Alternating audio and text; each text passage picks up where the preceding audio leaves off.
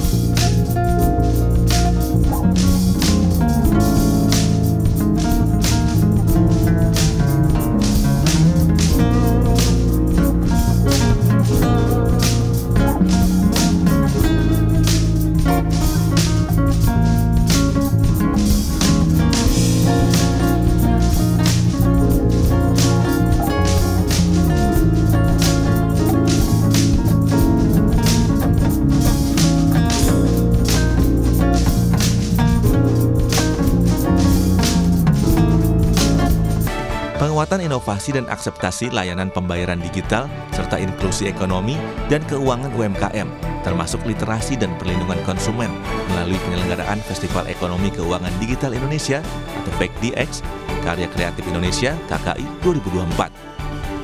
Untuk memitigasi dampak risiko masih tingginya ketidakpastian global, Bank Indonesia juga memperkuat koordinasi kebijakan dengan pemerintah melalui program Gerakan Nasional Pengendalian Inflasi Pangan atau GNPIP di berbagai daerah, serta mempererat sinergi kebijakan dengan Komite Stabilitas Sistem Keuangan atau KSSK dalam menjaga stabilitas keuangan dan mendorong kredit ke dunia usaha. Pada area kebank sentralan, Bank Indonesia juga terus memperkuat kerjasama internasional melalui konektivitas sistem pembayaran dan transaksi menggunakan mata uang lokal. Bank Indonesia terus memperkuat koordinasi kebijakan dengan pemerintah untuk memitigasi dampak risiko masih tingginya ketidakpastian global. Bank Indonesia terus mempererat sinergi kebijakan dengan Komite Stabilitas Sistem Keuangan KSSK untuk menjaga stabilitas sistem keuangan dan mendorong kredit pembiayaan kepada dunia usaha. Bank Indonesia yakin pertumbuhan ekonomi Indonesia tetap kuat di tengah ketidakpastian global, didukung oleh bauran kebijakan Bank Sentral dan pemerintah. Valentina Sitorus, Yohan Bagja Suparna, Kompas TV Jakarta. Nah, pagi hari ini saudara kita akan mengupdate bagaimana IHSG maupun juga rupiah. Tapi karena ini sebetulnya belum jam 9 ya, masih setengah jam lagi kira-kira. Nah, makanya marketnya belum buka. Jadi kami akan bacakan data bagaimana closing bursa kemarin. Nah, indeks harga saham gabungan atau IHSG kemarin tutup di zona merah saudara. Tepatnya di 7.313 atau melemah tipis 1%. Investor asing kemarin melakukan aksi jual bersih senilai 86,9 miliar rupiah. Sebenarnya saudara, IHSG kemarin sempat dibuka menguat, mengekor bursa global yang juga menghijau setelah Joe Biden mundur dari bursa Pilpres Amerika Serikat. Namun rupanya saudara, pasar hanya bereaksi positif sebentar aja. Setelah itu kembali terkoreksi karena ketidakpastian di pasar global dan Indonesia meningkat. Yang menjadi paling tidak pasti adalah jika Trump kembali terpilih, arah kebijakan perdagangan dan investasi lainnya di Amerika Serikat dan dunia dipertanyakan. Apakah proteksionisme dagang akan semakin ketat? Nah, kalau iya, maka harga barang-barang di dunia bisa melambung dan pada akhirnya menekan pertumbuhan ekonomi.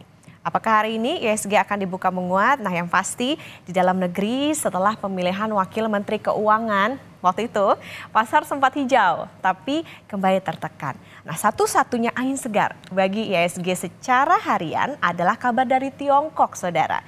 Bank sentralnya yaitu People's Bank of China atau PBOC menggunting suku bunga acuan untuk tenor 1 maupun 5 tahun. Nah, kebijakan moneter longgar ini diharapkan mampu memacu pertumbuhan ekonomi Tiongkok. Dari IHSG saudara, kita juga akan buka bagaimana posisi rupiah. Nah, kalau tadi bicara soal IHSG kan ada hubungannya juga dengan dampak ketidakpastian global. Nah, sama ya, rupiah juga. Ketidakpastian global ini juga membuat indeks dolar Amerika Serikat terhadap mata uang dunia ini menguat. Beberapa hari yang lalu saudara, indeks dolar ini masih di kisaran 103, tapi kini sudah di atas 104. Nah, semakin tinggi indeks ini menunjukkan bahwa market banyak memburu aset dolar. Apa sih dampaknya bagi rupiah? Nah, benar. Jawabannya adalah tertekan. Kami pakai data dari RTI saudara. Kemarin ya, ini rupiah melemah di atas 16.200 per dolar Amerika Serikat. Nah, ketidakpastian pasar keuangan global yang masih tinggi ditambah ketegangan geopolitik yang belum mereda mengakibatkan aliran modal ke negara berkembang ini relatif terbatas. Singkatnya, pasokan dolar ke dalam negeri ini jadi lebih seret.